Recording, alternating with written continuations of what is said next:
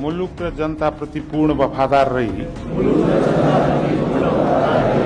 सत्यनिष्ठापूर्वक प्रतिज्ञा गर्छु। ईश्वरको नाममा शपथ लिन्छु कि नेपालको सार्वभौम सत्ता, राजकीय सत्ता नेपाली जनतामा रहेको नेपालको संविधानप्रति पूर्ण वफादार रहँदै प्रतिनिधि सभाको सदस्य पदको कामकाज प्रचलित कानूनको अधीनमा रही मुलुक र जनताको सोझो चिताई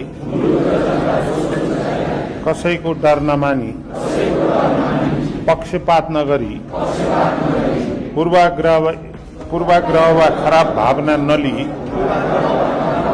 पदीय गोपनीयता कायम राखी ईमानदारीता साथ काम गर्नेछु। धन्यवाद।